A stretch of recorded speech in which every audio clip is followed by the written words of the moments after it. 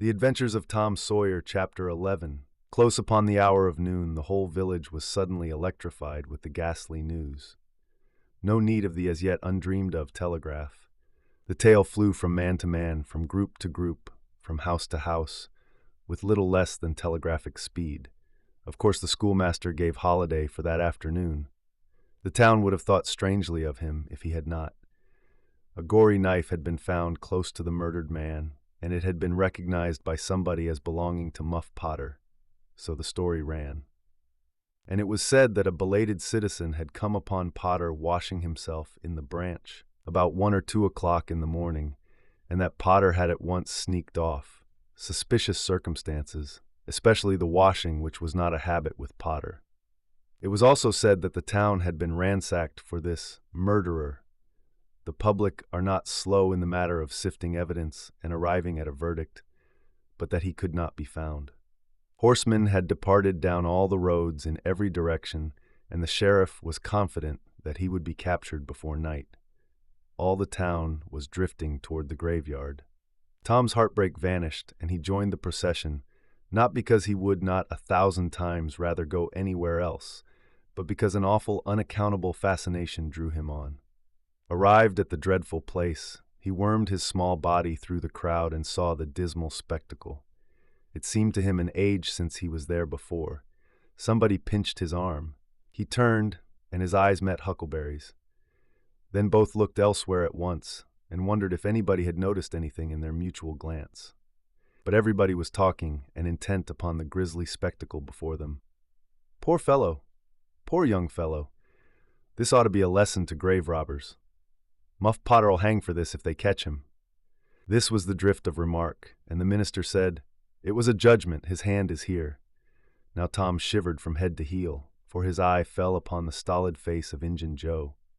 At this moment the crowd began to sway and struggle, and voices shouted, it's him, he's coming himself." Who, from 20 voices. "Muff Potter."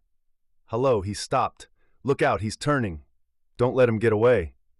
People in the branches of the trees over Tom's head said he wasn't trying to get away. He only looked doubtful and perplexed. "Infernal impudence," said a bystander. "Wanted to come and take a quiet look at his work, I reckon. Didn't expect any company." The crowd fell apart now, and the sheriff came through, ostentatiously leading Potter by the arm. The poor fellow's face was haggard, and his eyes showed the fear that was upon him. When he stood before the murdered man, he shook as with a palsy, and he put his face in his hands and burst into tears.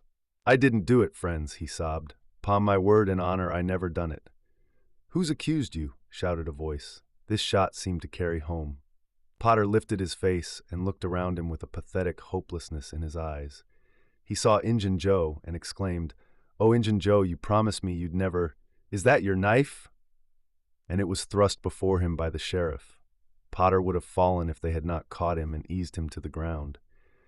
Then he said, "Something told me if I didn't come back and get—" He shuddered, then waved his nerveless hand with a vanquished gesture and said, "Tell him, Joe, tell him, it ain't any use anymore."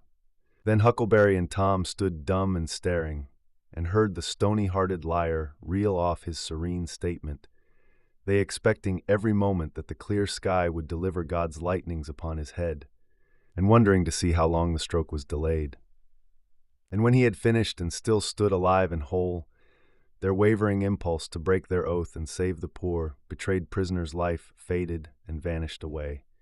For plainly this miscreant had sold himself to Satan, and it would be fatal to meddle with the property of such a power as that. "Why didn't you leave? What did you want to come here for?" somebody said. I couldn't help it, Potter moaned. "I wanted to run away, but I couldn't seem to come anywhere but here." And he fell to sobbing again.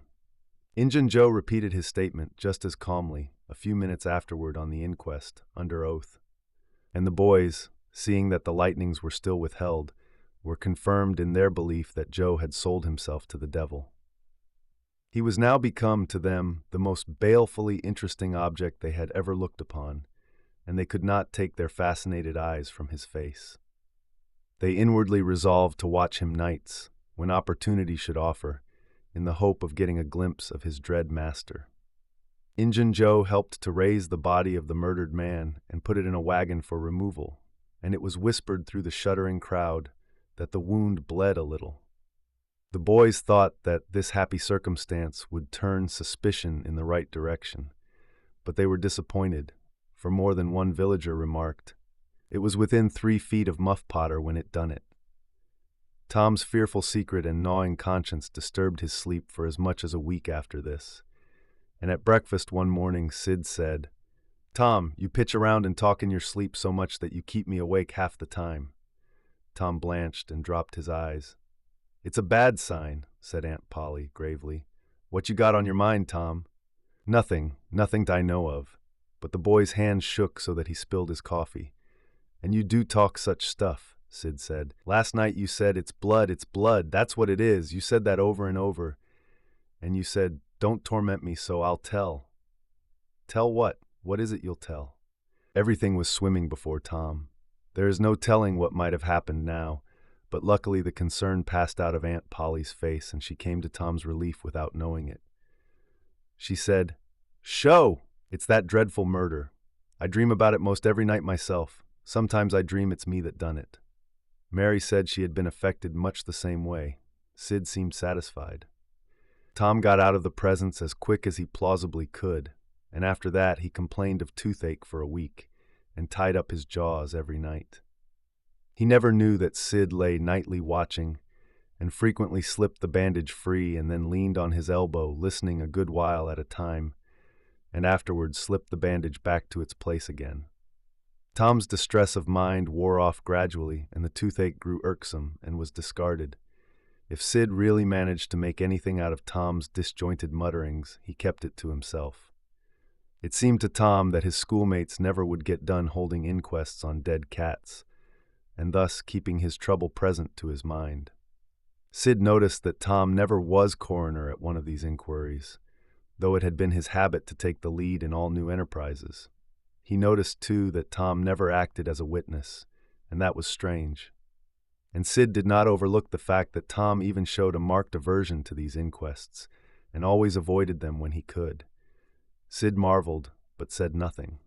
However, even inquests went out of vogue at last, and ceased to torture Tom's conscience.